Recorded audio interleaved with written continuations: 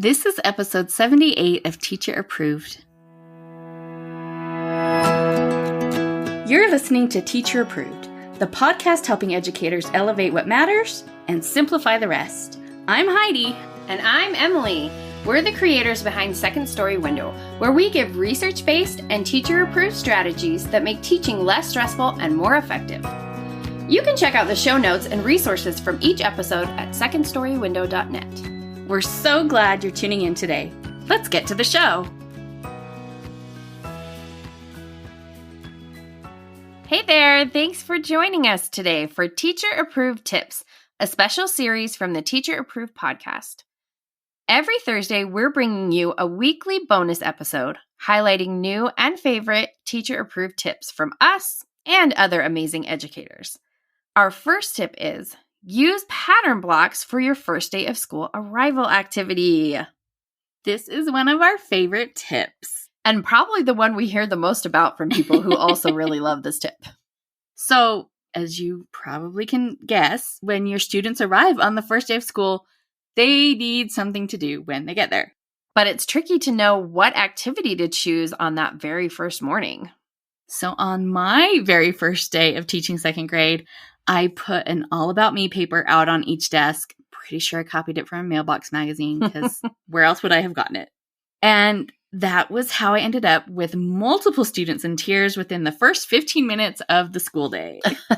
Those little sweethearts were just so nervous, and an All About Me paper full of questions just felt too daunting on the first morning of school. And you know, when one nervous kid starts crying, it sets off all of the others too. Yeah, that's something they never teach you in training. So let that be a cautionary tale to you. You don't want to start the school year with an activity that's overwhelming in any way. We're looking for low stress here. So after that traumatizing experience, I usually just put out crayons and a coloring page for the first day, and that was fine. But crayons are one of our most important tools in our classroom. So I didn't love giving them to my students before we had the chance to discuss our classroom procedures. Not that they were going to do anything wrong with them, but it just kind of took the wind out of the sail of discussing them when they'd already been using them. Yeah, and now that we know how important procedures and routines are, it's painful to have students use a material before you've properly introduced it with guided discovery. And that is how I stumbled on the perfect arrival activity of pattern blocks. I just put a big pile of pattern blocks on each table and ta-da, first day activity ready to go. Pattern blocks truly are the perfect first day arrival activity. Now, you might be thinking, wait a minute, you just said you didn't want to use crayons before introducing procedures, but you haven't introduced pattern blocks either. And you're not wrong. But pattern block procedures are way less important than our crayon procedures because we will be using crayons every day. Luckily, there really isn't too much that can go wrong with a pattern block. Plus, pattern blocks have the amazing added bonus of being an open-ended activity. And this matters a lot because students tend to show up early, really early on that first day. But I'm busy greeting parents and telling kids where to hang their backpacks and calming little nerves. There is not time for me to explain an activity while I'm doing that. Not to mention that the kids will be arriving in a stream, so I'd have to keep explaining an activity over and over. And that is the beauty of pattern blocks. They require no direction or explanation. Kids see them and immediately know what to do. And you don't need to think of a fast finisher activity because they can keep playing with the blocks as long as you need them to. Kindergartners love them. Reluctant sixth graders secretly love them. Mm-hmm. You really can't go wrong with pattern blocks. One other benefit worth mentioning is that building with pattern blocks is a calming activity. The tactile nature of the blocks and the way they lend themselves to making patterns makes it a really peaceful experience at the start of the day. And kids who are ready to chat can easily do that while playing with the blocks.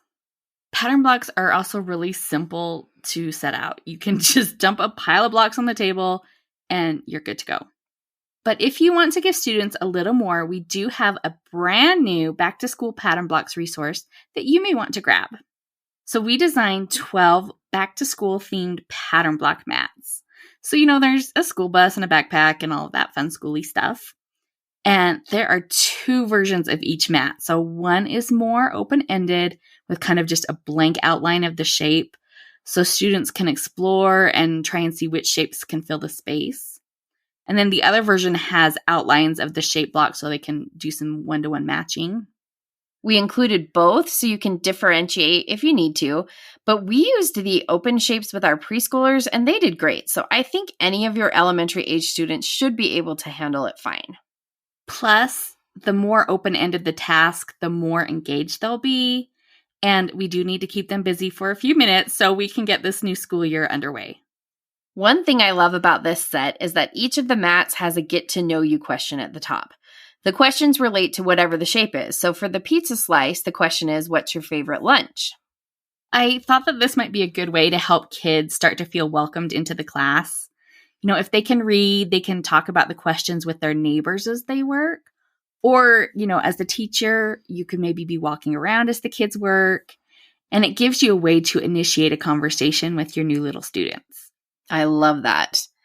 This set also includes some pattern block prompts like use the blocks to make the first letter of your name or use the blocks to make your favorite animal. Again, this is a great way to start some get to know you discussions and an open-ended task for them to work on. And we included some editable slides. If you want to project something for the kids to do, you can just add a welcome message and direct the kids to explore with the blocks until it's time to get started. That's a lot of information, but don't feel like you have to remember all of this. We also include in this little bundle a teacher's guide to walk you through all of the whys and hows of using pattern blocks for your first day arrival activity. We would love to hear your tips for the first moments of the first day of school. Come share your thoughts over in the Teacher Approved Facebook group. Hey there, teacher friend. Do you have a question or concern that could use a teacher-approved solution? We'd love to help you out by answering your question here on the podcast.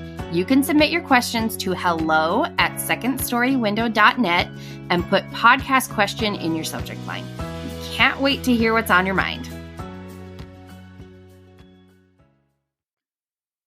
Our second teacher-approved tip today comes from Susan from the Shared Teaching Podcast. Let's take a listen. Hello, teacher-approved listeners. My name is Susan, and I am the host of the Shared Teaching Podcast and the creator of Shared Teaching. First, I want to say thank you to Emily and Heidi for the opportunity to provide you with a teacher-approved tip on one of my favorite topics, writing. I personally think writing can be one of the hardest subjects to teach. For years, I've had to cobble together different resources and ideas to create my own writing curriculum. And I'm someone that enjoys not only teaching writing, but writing creatively. I can't imagine how difficult it is for teachers who don't love this subject and who have also been given little to no training on how to teach it. Many of my colleagues don't enjoy writing, so I know if this is like you, you're not alone.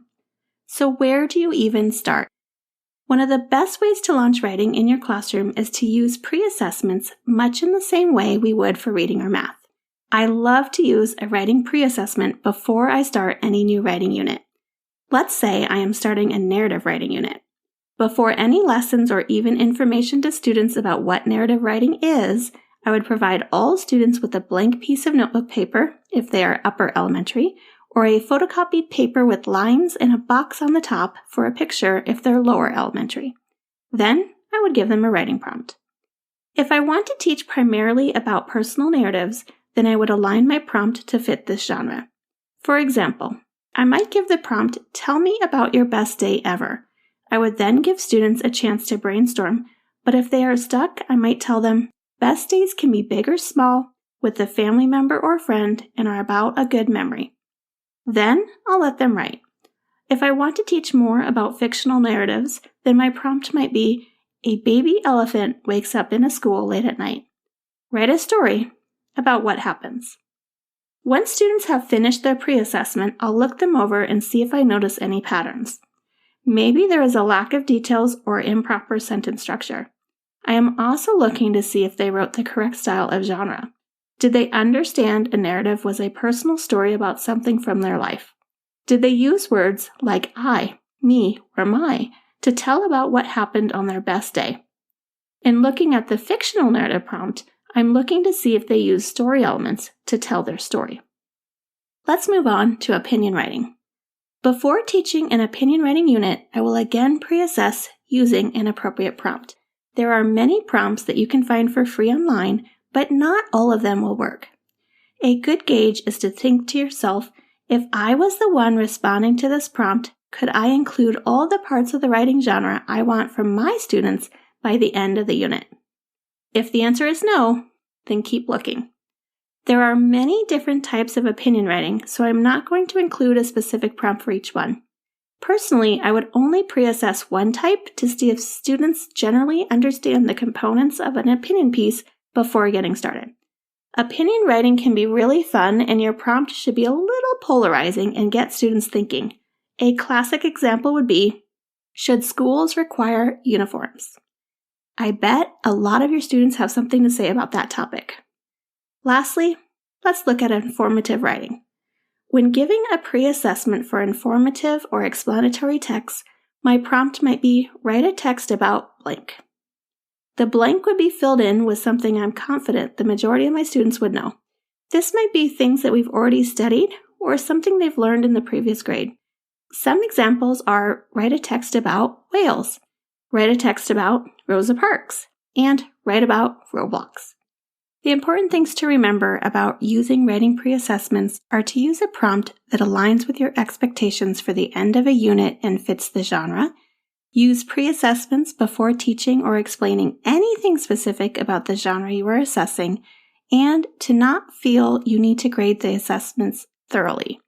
Simply looking them over and taking some notes about each student and finding patterns you notice about the majority of the class should be enough to get you started with what to teach.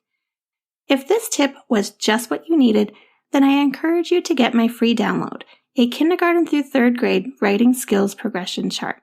It breaks down exactly what to expect at the end of the year for each of these grade levels. Combined with the information from your writing pre-assessment, you will be confident mapping out your lessons and knowing exactly what your students need to learn next.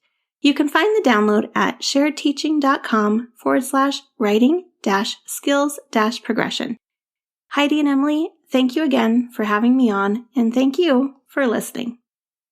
Thank you, Susan, for that fabulous tip. I think I speak for both of us when I say that we have both been in the camp of being overwhelmed by teaching writing. Every single year. You are so right that it's not something that we get a lot of training in before becoming a teacher. It is such a good idea to start with a pre-assessment before doing any writing units, especially at the beginning of the year.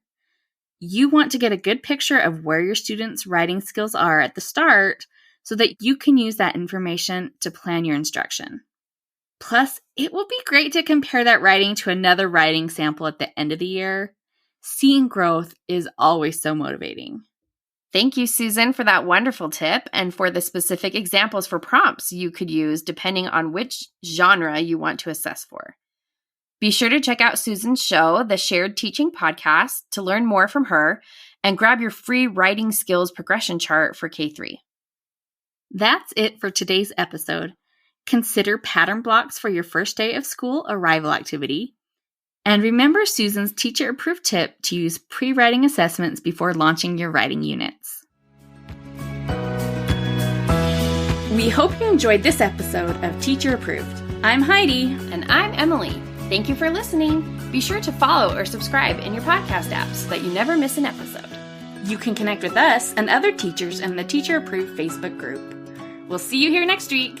Bye for now. Bye.